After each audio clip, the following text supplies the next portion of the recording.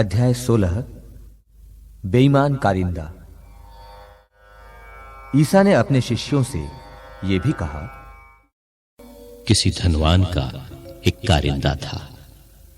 लोगों ने उसके पास जाकर कारिंदा पर यह दोष लगाया कि वो आपकी संपत्ति उड़ा रहा है। इस पर स्वामी ने उसे बुलाकर कहा, ये मैं तुम्हारे विषय में क्या सुन रहा हूं? अपनी कारिंदगी का हिसाब दो, क्योंकि तुम अब से कारिंदा नहीं रह सकते। तब कारिंदा ने मन ही मन ये कहा, मैं क्या करूं? मेरा स्वामी मुझे कारिंदगी से हटा रहा है। मिट्टी खोदने का मुझ में बल नहीं, भीख मांगने में मुझे लज्जा आती है।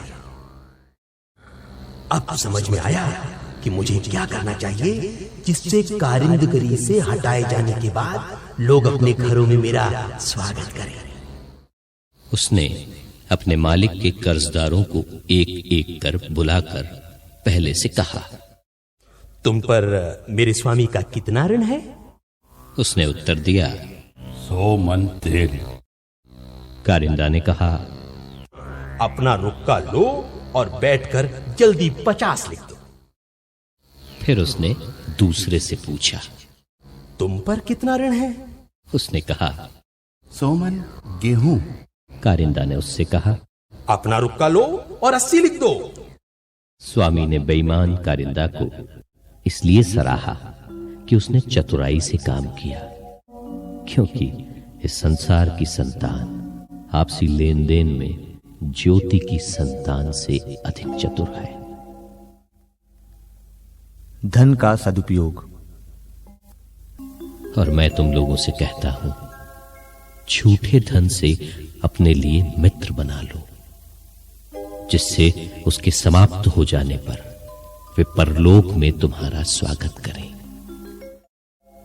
जो छोटी से छोटी बातों में ईमानदार है, वो बड़ी बातों में भी ईमानदार है, और जो छोटी से छोटी बातों में बेईमान है, वो बड़ी बातों में भी बेईमान है।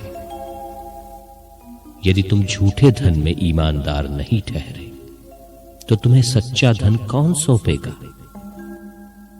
और यदि तुम पराये धन में ईमानदार नहीं ठहरे, तो तुम्हें तुम्हारा अपना धन कौन देगा?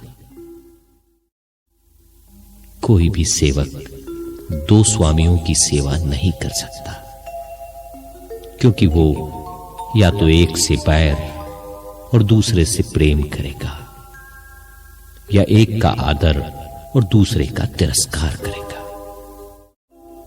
तुम ईश्वर और धन दोनों की सेवा नहीं कर सकते। फरीसियों का लोभ। फरीसी जो लोभी थे, ये बातें सुनकर ईसा की हंसी उड़ाते थे। इस पर ईसा ने उनसे कहा, तुम लोग मनुष्यों के सामने तो धर्मी होने का ढोंग रचते हो, परंतु ईश्वर तुम्हारा हृदय जानता है। जो बात मनुष्यों की दृष्टि में महत्व रखती है, वो ईश्वर की दृष्टि में घृणित है। ईश्वर के राज्य के लिए उत्सुकता। योहन तक संहिता और नबियों का समय था। उसके बाद से ईश्वर के राज्य का सुसमाचार सुनाया जाता है, और सब उसमें प्रवेश करने का बहुत प्रयत्न कर रहे हैं। संहिता का महत्व। आकाश और पृथ्वी टल जाएं तो टल जाएं, परंतु संहिता की एक मात्रा भी नहीं टल सकती। विवाह का बंधन। जो अपनी पत्नी का परित्याग करता और किसी दूसरी स्त्री से विवाह करता है, वो व्यभिचार करता है, और जो पति द्वारा परित्यक्ता से विवाह करता है, वो व्यभिचार करता है। अमीर और लाजरस का दृष्टांत। एक अमीर था जो बैंगनी वस्त्र और मलमल पहनकर प्रतिदिन दावत उड़ाया करता था। उसके फाटक पर लाजरुस नामक कंगाल पड़ा रहता था, जिसका शरीर फोड़ों से भरा हुआ था।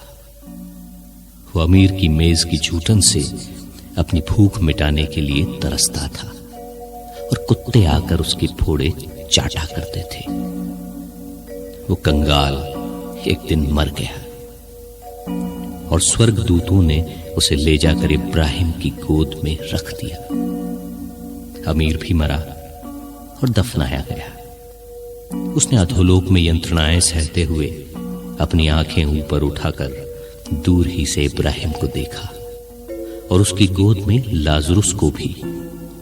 उसने पुकार कर कहा, पिता इब्राहिम, मुझ पर दया कीजिए और लाजरुस को भेजिए, जिससे वो अपनी उंगली का सिरा पानी में भिगोकर मेरी जीभ ठंडी करे, क्योंकि मैं इस ज्वाला में तड़प रहा हूं। इब्राहिम ने उससे कहा, बेटा, याद करो कि तुम्हें जीवन में सुख ही सुख मिला था और लाजरुस को दुख ही दुख।